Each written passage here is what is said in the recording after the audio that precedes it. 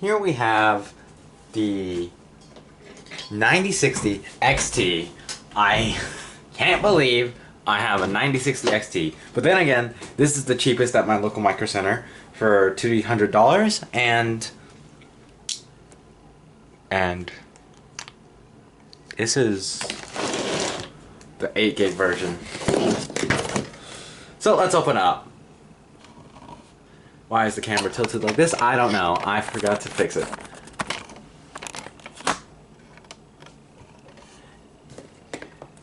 The reason why I'm not having it actually at the same position as me is because it's a pretty sunny day, so this is gonna have to do. Oh baby, power color.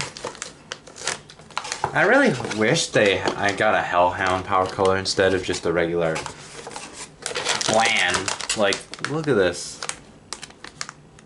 That's just graphics card. Alright. Let's not become a famous YouTuber by dropping shit.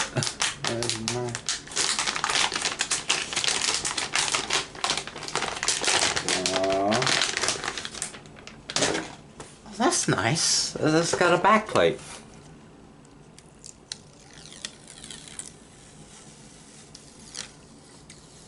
I might trade in my 7600 XT for a 16 gig version if this does well.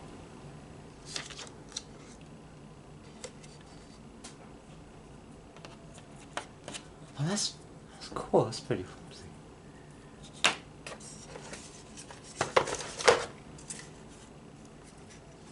God, all this. There you go. Tear. Come on.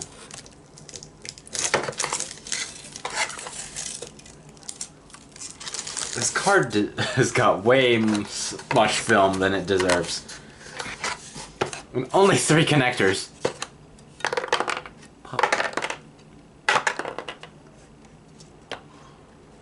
Alright, noticeable things. The fans. It's got that whole connected fan blade thing, so that means when it's spinning, it's gonna be like fan. Yeah, there's nothing interesting about the fans, and other than they got this design, I just wanted to point out.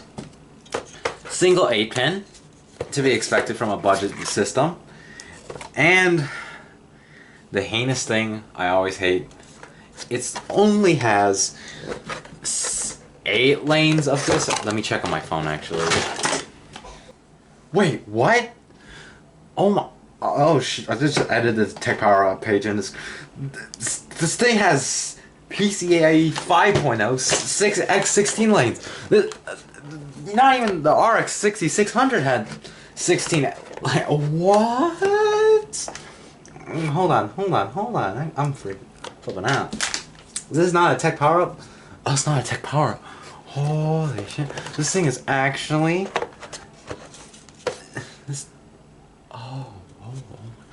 This thing's actually 16x lanes. Well, that's pretty good because, disclaimer, we're running on PCIe 3.0. So, if you think this is going to be a max performance testing video, nope, I'm dropping this in a budget build I built a while back and testing it from there. This is really shit. It's beyond the euphoria. It's a really basic card.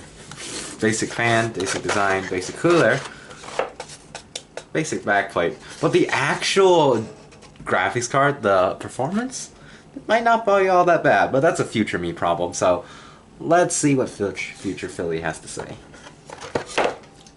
Whoa.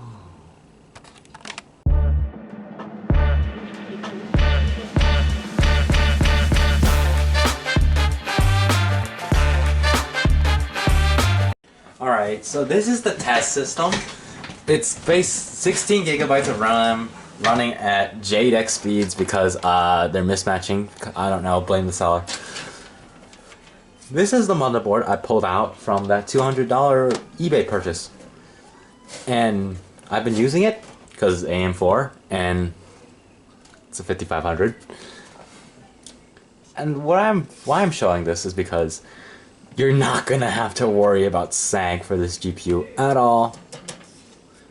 As long as it's secured in by the screws at the PCIe, whatever these are called, it's not gonna sag. It's a 2-fan card, short as hell, and that's just power colors. The other 960s might be really long, might not fit all the way. It's just a booby shot. Oh yeah, another thing I want to mention. Don't comment about my SSD mush pile. This case does not support enough to fit all of them. So if you're gonna comment about it, give me your money to buy a new case then. Also, we're using an MSI power supply. In Forza Horizon 5, we see a stable average of 71, a 1% low of 54, and a 0.1% low of 47.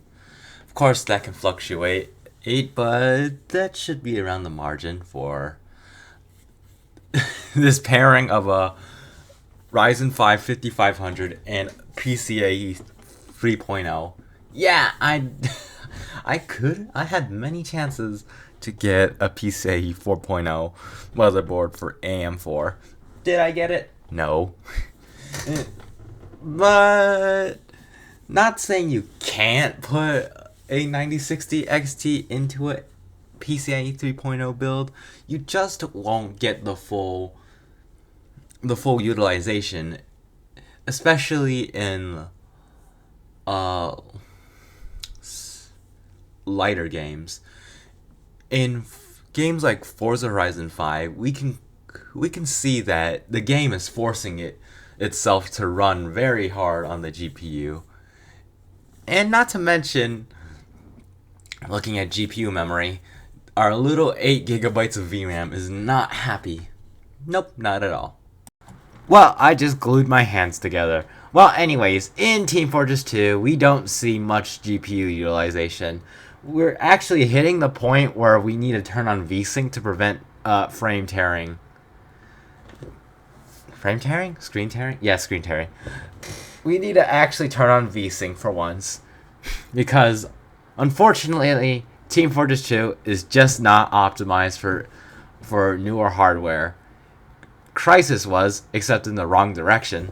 But anyways, Team Fortress 2, 1080p, average of 339, 197, and 143. I need some water. In Overwatch, the watch, we play ultra settings. I think it's at 1080p, and we get me having issues. In Overwatch 1080p ultra settings FSR 1.0, we get a stable average above 60 and a 1% lows around the 60 levels. This is a really good esports card. I'm not gonna say Radeon was right to make an 8GB card, but if you're playing a not so VRAM demanding game, you can go for the 9060 XT 8GB. Sure, you'll probably get criticized for getting the 8GB version. You'll probably get told you should have gone 16 or a used card. But if you don't trust the used market, okay, and prefer the new card's warranty, and you don't want to spend an extra $100 dues on a 16GB card, you can have the 9060 XT. Although, preferably, you would want to go with a used... No, not used card. A used system, because the 9060 XT doesn't really seem like the ideal card for a brand new system. It seems more of a card that you can put in an older system and upgrade around it later. Because if you're building a new PC with the 9060 XT 8GB, why? You had the chance to get literally any other card. You clearly have the money to build a new system. You have the money, probably have the money to buy a new GPU that isn't 8 gigabytes. At least I hope. Because otherwise, you should, if you're building a new system and don't have the money to buy a new GPU, then get a used card like a 2060 or a 2060 Super. Not the 10 series anymore, because we're entering the age where an RT core is necessary, as much as I don't think they are. And not to mention, Nvidia has gotten the snip for the 10 series and 900 series. And what about the 16 series? That's still a budget friendly. No. We do not get a 16 series, especially for a new build. I mean, you can use a 1660 with a Dell Optiplex. Just if you're building a brand new PC, you should have a GPU that will actually stress out the CPU at least a little. And I lost custody of the 9060 XT at the time of recording. Oh well, in Cyberpunk medium settings, we see a solid FPS of 100 in average, I think, a 1% low of 51, and a 0.1% of 27. If we look at the memory situation, it wants to use more than 7 gigabytes. Because I don't know if you know this, but games will use more than 8 gigabytes if they detect the chance to use it. So if you want to use higher than medium settings, or medium settings in general, I'd recommend you getting a 3060. And if you don't like used cards, you're fucked. Anyways, other things. Actually, I don't have any other things to talk about other than this card being bottlenecked by PCIe 3.0. Ideally, if you have an ideal scenario and have PCIe 5.0, I would not recommend using this review video as a guide for buying the 9060 XT. Especially, this is the 9060 8 gigabyte being put in a piss poor system. Final thoughts. Well, I really like this card. I really like it. But as much as I like it, I have to point out some of its downfalls. The major thing is DRAM. You already know because you already watched the video. But anyways, this 8 gigabyte variant should not exist at all. Like, sure, it'll save production costs. It'll be cheaper, but why not make just, I don't know, a 9050? A 9050 with visibly 8 gigs. No. Maybe something even lighter, like a 9040, 9030s. I need low profile, power efficient names with 8 gigabytes could, like, you could have the only low profile card with 8 gigabytes of VRAM on it, at least to my knowledge, is the 4060, and that has an external 8 pin.